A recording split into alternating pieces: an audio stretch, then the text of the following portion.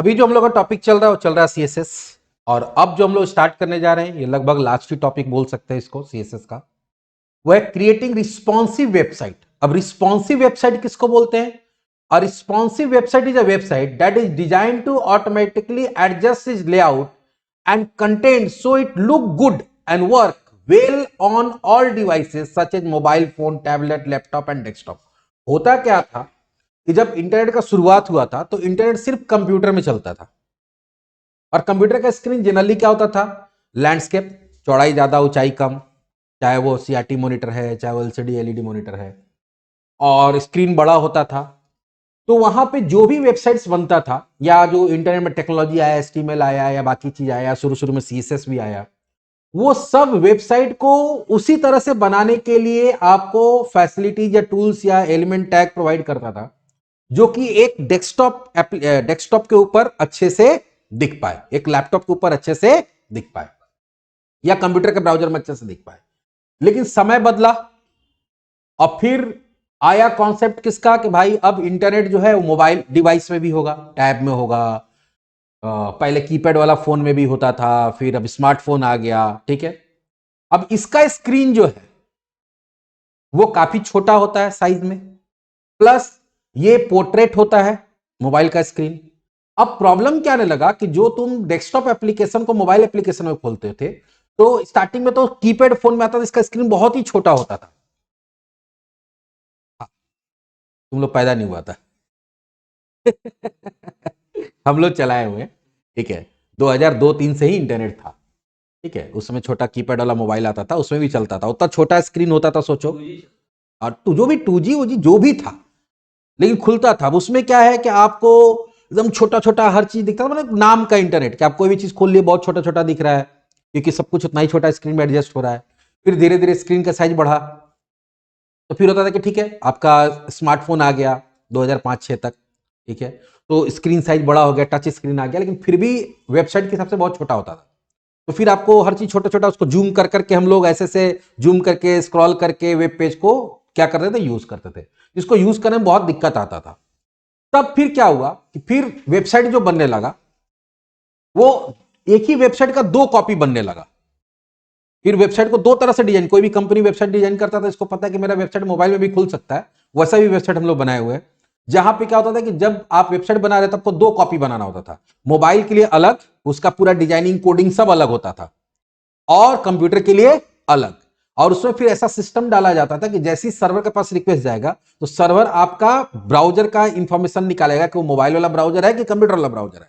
अगर मोबाइल वाला ब्राउजर है तो मोबाइल वाला कॉपी निकाल के भेज देता था, और अगर वो कंप्यूटर वाला ब्राउजर है तो कंप्यूटर का जो साइज वाला डिजाइन किया गया है वो भेज, मतलब दो अलग अलग डिजाइनिंग करना पड़ता था आपको, जिससे कि मेहनत बहुत ज्यादा होता था। फिर एक कॉन्सेप्ट है कि टैब में भी खुलेगा, अब टैब का ना वो कंप्यूटर है ना यही है, तो अब कितना कॉपी बनाते रहिएगा अलग अलग साइज के लिए, ये बहुत बड़ा दिक्कत था। तब ऐसा जरूरत पड़ा कि नहीं, वेबसाइट को इस तरह से डिजाइन किया जाए कि आप या तो डेस्कटॉप के लिए डिजाइन करिए और स्क्रीन का साइज जैसे बदलेगा तो वो अपना लेआउट अपने आप बदल ले, अपना कंटेंट को इस तरह से एडजस्ट कर ले कि मोबाइल पर फिट हो जाए।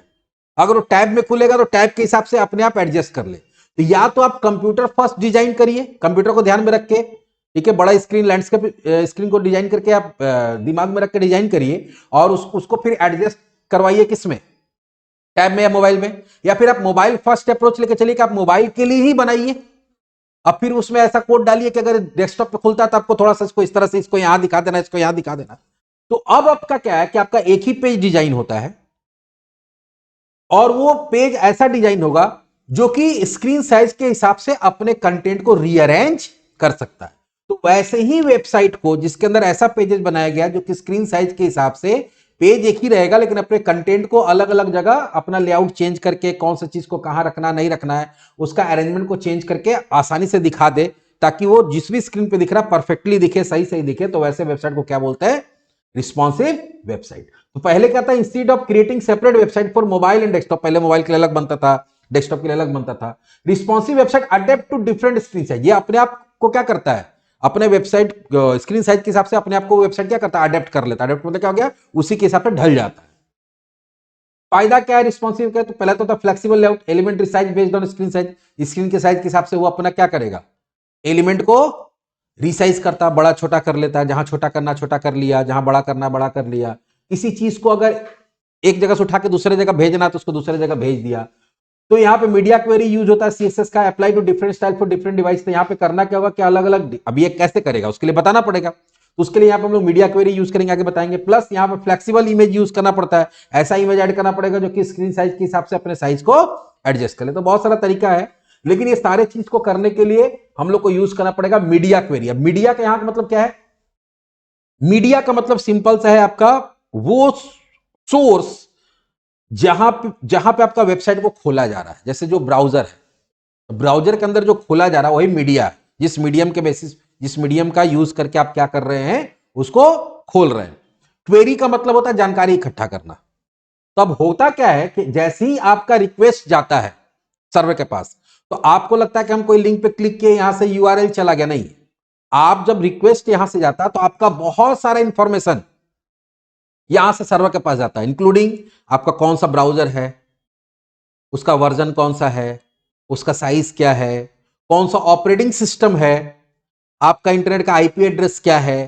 ठीक है, तो बहुत सारा इंफॉर्मेशन यहां से आता है। तो वो जो इंफॉर्मेशन जाता है उसी को क्वेरी करता है, वो निकालता है और निकाल के देखता है कौन सा ब्राउजर है, ब्राउजर का साइज क्या है, और उसके हिसाब से फिर पेज बना के वहां से वो भेजता है। ठीक है, तो ये मीडिया क्वेरी का मतलब हो गया कि आपका जो वेबसाइट होगा खुलने से पहले जो मीडियम पे खुल रहा है उसका क्वेरी करेगा, उसका इंफॉर्मेशन निकालेगा और उसके हिसाब से फिर जो बताया गया, आप ही बताएंगे कि कौन सा चीज को कहां दिखाना है, कैसे दिखाना है, ब्राउजर के हिसाब से या साइज के हिसाब से, उस हिसाब से अरेंज करके भेज देगा या अरेंज करके दिखा देगा। तो चलिए देखते हैं मीडिया क्वेरी क्या होता है। Media query in CSS are a crucial aspect of creating responsive and adaptable web design. कभी भी आप रिस्पॉन्सिव या एडेप्टेबल वेब डिजाइन बनाना चाहते हैं, ऐसा डिजाइन बनाना चाहते हैं जो कि अलग अलग तरह के डिवाइस पे परफेक्टली दिखे, तो आपको मीडिया क्वेरी सीखना ही पड़ेगा। मीडिया क्वेरी के बारे में आपको पता होना चाहिए, काफी क्रूशियल है। They allow you to apply different style और rule to web page based on characteristics of the device and viewport it's being viewed on। ये आपको अलाउ करता है कि आप किस तरह के डिवाइस पे वेब पेज को दिख रहे हैं या किस तरह के ब्राउजर पे देख रहे हैं, व्यू पोर्ट जिसको बोलते हैं, उसके हिसाब से आप अलग अलग प्रॉपर्टी बता सकते हैं कि हाँ, अगर बड़ा डिवाइस पे देख रहे हैं तो इमेज का साइज इतना बाई इतना रहेगा, छोटा डिवाइस पे देख रहे हैं, मोबाइल पे देख रहे हैं तो इमेज का साइज इतना बाई इतना रहेगा। बात समझ में आ रहा है?